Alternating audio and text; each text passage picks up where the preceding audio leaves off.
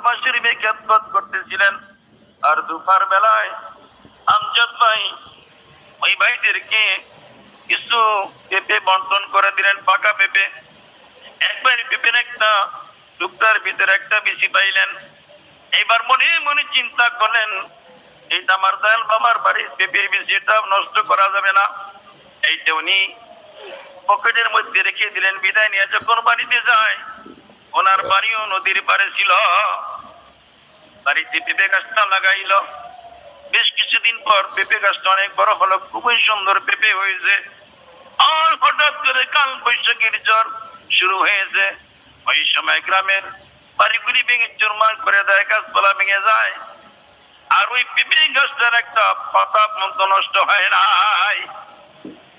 মানুষ নৌকা নিয়া নদীর কিনারটা কোন টেনে যায়, যারাই দেখে তারাই বলে গাছটা আল্লাহ ধরে রাখছে, এই গাছটা আল্লাহ হেফাজত করছে, এইটা আল্লাহর কাজ।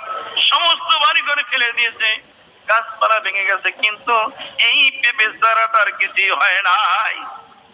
শত শত মানুষ যখন এই দৃশ্য দেখতে আসে, এই গাছটার কাছে গিয়ে মানুষ দাঁড়িয়ে যায়, আর সবাই বলে এটা আল্লাহর খেলা, এটা আল্লাহ নিজ হাতে ধরিয়া রাখছে, নচেত এইরকম সুন্দর ভাবে গাছটা থাকতে পারে না। কিছুদিন পর যখন ওই জাকির ভাই আমার দরবার শরীফে আসলেন, এসে বাবা জানের সাথে দেখা করলেন।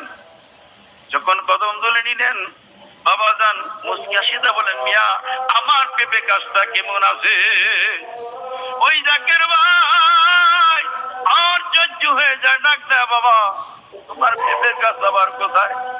বাবা জান হাসিদা বললেন, কিছুদিন আগে আপনি আমার বাড়ির থেকে তো একটা পেঁপের গোটা নিয়ে গিয়েছিলেন, এখন গাছটা ঠিক আছে কিনা? ভাই হাউমা করে কাঁধে ডাক দেয়, বাবা গো বাড়ি ঘর ভেঙে গেছে, গাছপালা ভেঙে গেছে, কিন্তু তোমার পেঁপে গাছটা নষ্ট হয় নাই। মানুষ যায় আর বলে এইটা আল্লাহ ধরে রাখছে, তাহলে কি তোমার গাছটা তুমি নিজেই রক্ষা করেছো? সঠিক কথা বলো, জবাব দাও।